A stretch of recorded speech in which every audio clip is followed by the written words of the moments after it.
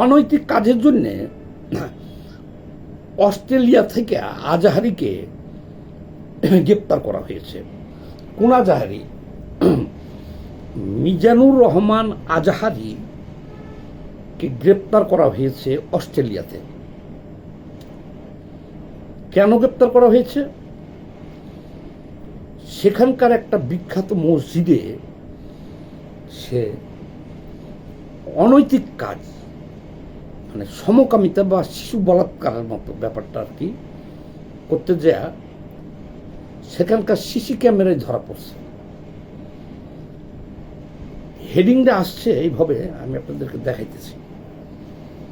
হেডিংটা এইভাবে আসছে যে ওই দেশে তো সমকামিতা অবৈধ না, কিন্তু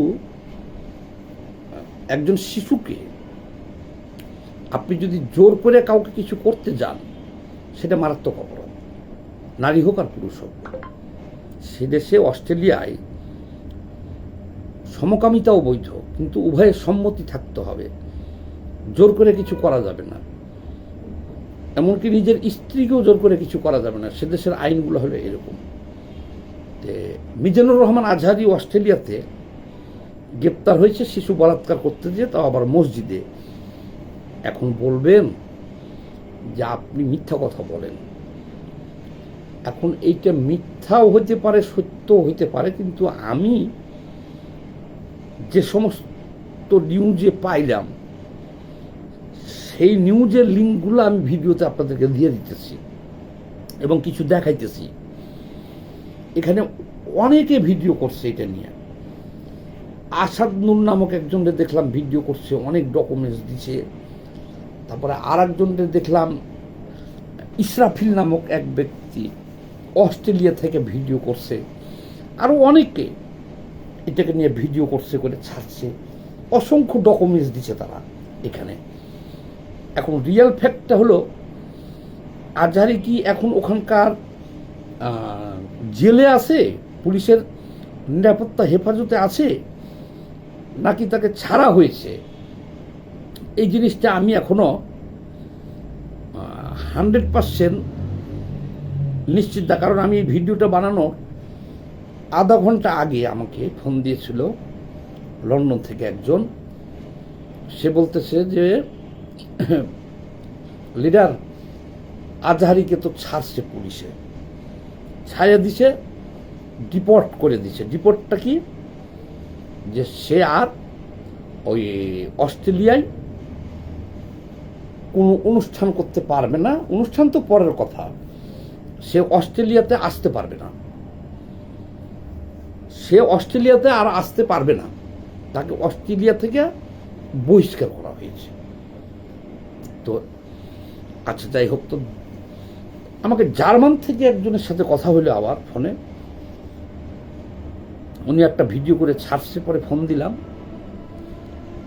উনি আমাদের পার্টির ছেলে আর কি, আমাদের বাংলাদেশ কমিউনিস্ট পার্টি মার্কবাদী করে জার্মান শাখার। ও বলল যে লিডার, আজহারির বিরুদ্ধে শিশু বলাৎকারের যে অভিযোগটা করে যে ভিডিওটা করছে সেটার ব্যাপারে আমি 100% নিশ্চিত না, কিন্তু একটা ব্যাপারে নিশ্চিত হলো কি, যে সে হিটলারের প্রশংসা করছিল। সে ওখানে একটা বয়ানে হিটলারের প্রশংসা করছে, আর মানে হিট স্পিচ ইউরোপ আমেরিকাতে এটা হলো মারাত্মক অপরাধ হিসেবে তারা ধরে। কোনটা? যেটা হলো হিট স্পিচ, মানে ঘৃণা ছড়ায় যেগুলো। যেমন ধরেন আজহারির এই বক্তব্য, ইনি যেটা বললো জার্মান থেকে, যেটা বললো আমাদের ছোট ভাই, যে তার যে হেট স্পিচের কারণে তাকে ডিপোর্ট করে দেওয়া হয়েছে, মানে অস্ট্রেলিয়ার পুলিশ তাকে গ্রেপ্তার করে 8 ঘন্টা রাখছিল হেফাজতে, তারপরে তাকে ডিপোর্ট করে দিচ্ছে। সে আর কোনোদিন অস্ট্রেলিয়া যেতে পারবে না। সেখানে সে ঘৃণা ছড়াইছিল। যেমন আমাদের এই হুজুররা যে বক্তব্য দেয় সেই বক্তব্যতে তো হিন্দুদের বিরুদ্ধে বলে, বিধর্মীদের বিরুদ্ধে বলে, বিধর্মী দেশে যেও বিধর্মীদের বিরুদ্ধে বলে। এই বোকাচোদা এরা কত বড় দেখেন, এরা বোকাচোদা দেখেই তো এরা মাদ্রাসায় শিশু বলাৎকার করে। গেছে বিধর্মীদের দেশে, সেখানে যে বিধর্মীদের বিরুদ্ধে বলে, সেখানে যে সে বয়ান দিছে যে সমুদ্রের নিচে যদি দুইটা মাছে মারামারি করে তাহলে বুঝবেন যে এটা ইহুদিদের ষড়যন্ত্র। হিটলার দ্বিতীয় বিশ্বযুদ্ধে যে ইহুদিদেরকে হত্যা করেছিল, এটা সঠিক কাজ করেছিল হিটলার। এবং এই যে কয়জন ইসরায়েলে যারা আছে ইহুদি, এ কয়জন দিয়ে বাঁচিয়ে রেখা ভুল করেছিল হিটলার। এই কথাটা উনি বলেছেন ওনার বক্তব্যে। আরো একটা বক্তব্য ওনার পাওয়া গেছে ওখানে, নাকি বলল মনসুর বলল, এই ভিডিওগুলো আমি আপনাদের কমেন্ট বক্সে দিয়ে দিতেছি সব। আর একটা বক্তব্য দিচ্ছেন উনি ওখানে যে আল্লাহ রাসূলের নির্দেশ, বিধর্মীদের যেখানে পাও, বাংলাদেশে পাও, ইউরোপে পাও, আমেরিকায় পাও, কুবাও, তাদের হত্যা করো। এটাও জুসের ঠেলাই বয়ানে বলে ফেলেছে। একটা কথা মনে রাখবেন, দেখবেন হুজুররা যখন বক্তব্য রাখে তখন তাদের বয়ানের কোনো স্কেল থাকে না, লিমিট থাকে না, দাড়ি কমা থাকে না। তারা ফাল পারে আর বলতে থাকে, ফাল পারে আর বলতে থাকে। কি বলতো সেটা তো নিজেই জানে না। এই আজহারিকে তো বাংলাদেশ থেকেও দৌড়ানো হয়েছে। কেন দৌড়ানো হয়েছে? সে আল্লাহর রাসূলকে বলে সিক্স প্যাক। এদেশের সব মাওলানারা খেপে গেছিল তার বিরুদ্ধে। আল্লাহ রাসূলের যে ওয়াইফ, তাকে বলে কি যে আল্লাহ রাসূল বিয়ে করেছিল 25 বছরে 40 বছরের এক বিধবা নারীকে, তাও আগে তালাক খাইছে। এই ধরনের অসংখ্য বয়ান দেওয়ার কারণে বাংলাদেশের সব আলেম খেপে যেত, ওকে বাংলাদেশ থেকে দৌড়াইছে। দেখছেন না? তো এইরকম বেফাস কথা বলার কারণে আজহারিকে দেখেন মালয়েশিয়া থেকে, তাকে মালয়েশিয়া একটা মুসলমান রাষ্ট্র, এই মালয়েশিয়া থেকে তারে ডিপোর্ট করছে। এখন কিন্তু মালয়েশিয়া যাইতে পারতেছে না আজহারি।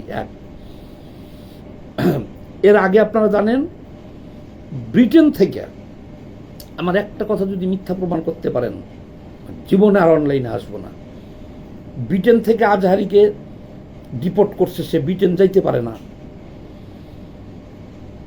ব্রিটেনে এরকম বক্তব্য দেওয়ার কারণে আপনারা জানেন যে অসংখ্য লোক টিকিট কাটছিল তার বয়ান শুনতে, কিন্তু সে সমস্ত প্রোগ্রাম থুইয়াই ব্রিটেন থেকে তার পালাইয়া চলে আসতে হয়েছিল, আর যেতে পারে নাই। সেই টিকিটের টাকা সবাই এখনো পাবে। আমেরিকা থেকে তাকে ডিপোর্ট করা হয়েছে, এটাও সবাই জানেন। মোনা নামে একটা সংগঠন আমেরিকার, নিউ ইয়র্কের, তারা এরকম ইসলামিক অনুষ্ঠান করে হুজুরদেরকে নিয়ে। তারা অ্যারেঞ্জ করছিল আজহারিকে নিয়ে একটা অনুষ্ঠান, সেখান থেকেও সে ডিপোর্ট হয়েছে। তাহলে এই আজহারির সতর্ক হওয়ার দরকার ছিল না? যে বাংলাদেশ তো নিজ জন্মভূমি বেটা, এখানেও তুই বিতর্কিত হয়ে গেছিস এগুলো বোঝা। সে বলে আজহারি বিশ্ববিদ্যালয়ে লেখা করেছে, জ্ঞান বুদ্ধি অনেক। তাহলে ব্রিটেনে ডিপোর্ট খাইছে, আর যাইতে পারবে না কোনো দিন, আমেরিকা যাইতে পারবে না কোনো দিন, মালয়েশিয়া যাইতে পারবে না কোনো দিন। পরিশেষে এখন অস্ট্রেলিয়া থেকে হয় গ্রেপ্তার আছে, আর না হলে যদি ছাইয়া থাকে তাহলে ডিপোর্ট হয়ে গেছে। কি বলি আমি, যে যারা ধর্মান্ধ, উন্মাদ, জঙ্গি, এরা আজহারি বিশ্ববিদ্যালয়ে লেখাপড়া করলে কি হবে? আর বাংলাদেশের বিশ্ববিদ্যালয়ে লেখাপড়া করলে কি হবে? এইসব জঙ্গিদের তো কোনো এদের কোনো শিক্ষা দীক্ষার কোনো মূল নেই। এরা এক চরম মিথ্যাবাদী। এরা ধর্মীয় ওয়াজ না করে চটি গল্প করে আর চরম মিথ্যাবাদী, অনেক বড় লেভেলের মিথ্যাবাদী। এদের মতো মিথ্যাবাদী এই পৃথিবীতে আর কাউকে পাইবেন না। এই যারা ধর্মের নামে ধর্ম ব্যবসা করে, অনেকে বলবো আপনি ধর্মের বিরুদ্ধে বলতেছেন। যারা এটা বলবো তারা হলো বোকাচোদা। আমি কি ধর্মের বিরুদ্ধে বলতেছি? আপনি ধর্মের নামে এই আজহারি কেন বাংলাদেশে বিতর্কিত হলে বলেন? আমি যে ধর্মের বিরুদ্ধে বলতেছি তো আজহারি কেন? আরো তো অনেক হুজুর ওয়াজ করতেছে, তাদেরকে তো বলি না। তাদেরকে তো বাংলাদেশের মানুষ দৌড়ায় না। ওরা দৌড়াইলো কেন? এদের মাথায় কিছু নাই। এরা শিশু বলাৎকার করবেই। এই যে আজহারি অস্ট্রেলিয়ায় এই শিশু বলাৎকার করছে তো মসজিদের ভিতরে, আর এই কথাগুলো তারা বলবে। আপনি আছেন ইউরোপে, আপনি আছেন বিধর্মী দেশে, আপনি গেছেন বিধর্মী দেশে, সেখানে যে আপনি বিধর্মী দেশের বিরুদ্ধে বলতেছেন। হ্যাঁ, একটা ব্যাপার আছে এখানে। যারা দেখবেন জঙ্গি, এদের কোনো হিতাহিত জ্ঞান থাকে না, কমন সেন্স থাকে না। আমেরিকায় যে বাংলাদেশ থেকে আজহারি দৌড়ানি খাইছে, তারপরে আমেরিকা থেকে ডিপোর্ট হয়েছে, মানে আর কোনোদিন যাইতে পারবে না। ব্রিটেনে আর কোনোদিন যাইতে পারবে না। মালয়েশিয়াতে আর কোনোদিন যাইতে পারবে না। গেছে অস্ট্রেলিয়া, সেখানে গ্রেপ্তার হয়েছে এবং যদি ডিপোর্ট করে দিয়ে থাকে তাহলে আর কোনোদিন অস্ট্রেলিয়াও যাইতে পারবে না। তাহলে কি বুঝলেন এদের জ্ঞান কতটুকু? এগুলো ইউরোপ আমেরিকাতে চলে না। আমি আরেকটা কথা বলি, দেখেন, আমরা বাংলাদেশের মানুষ এগুলোকে সহ্য করি। ধর্ম এক জিনিস, আর মাদ্রাসায় বসে শিশু বলাৎকার করা আর এক জিনিস। আর ওই সমস্ত ওয়াজ, পুরাণকালের ওয়াজ এখন আর চলে না। এগুলো তো সহি হাদিস না যে বিধর্মীদের যেখানে পাও সেখানে হত্যা করো। আরে বেটা, তখন তো বলছে আল্লাহ রাসূল, তখনকার কারণ একটা যুদ্ধ, তখন একটা গোত্র তারা যে সন্ধি চুক্তি করছিল সেই চুক্তি অমান্য করছে। তখন আল্লাহ রাসূল বলছিল যে এত তারিখের পর থেকে তাদেরকে যেখানে পাও সেখানে হত্যা করো। এখন যদি তোমরা এই কথা বলো তাহলে তো হবে না। দেখছো না ইরানের কি পরিণতি হইতেছে? এই খামেনি জঙ্গির কারণে ইরানে লক্ষ লক্ষ, ইরানটা ধ্বংস, শেষ, শুধুমাত্র এক খামেনি জঙ্গির কারণে। আর এই যে আজহারি, একজন ধর্মীয় বক্তব্য পাইল না যে সত্য কথা বলে, একজন ধর্মীয় বক্তা পাইলাম না যে সে শিশু বলাৎকার করে না, একজন ধর্মীয় কথা বক্তা পাইলাম না যে সে গাঁজাখোরের মতো কাহিনী বলে না। আমির হামজা, জামাতি বক্তাগুলো দেখেন, তারেক মনোয়ার, কাজী ইব্রাহিম, ওই রফিকুল, আরেকজন আছে রফিকুল আফসারি,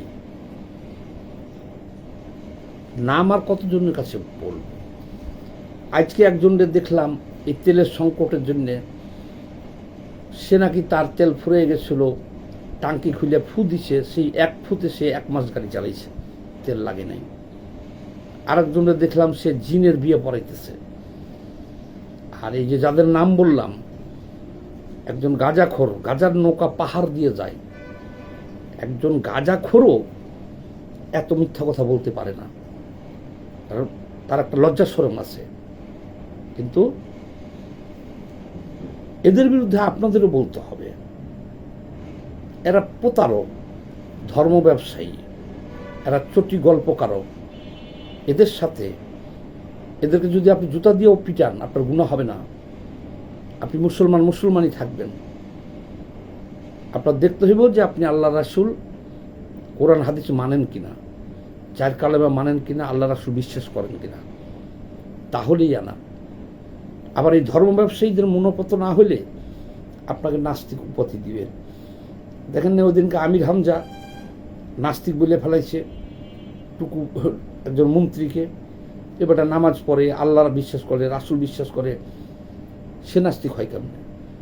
কিন্তু ধর্ম ব্যবসায়ীদের স্বার্থে আঘাত লাগলেই আপনাকে নাস্তিক বলে ফেলবে। ধন্যবাদ। সবাই ভিডিওটা বেশি বেশি করে একটু শেয়ার দিয়ে দিন।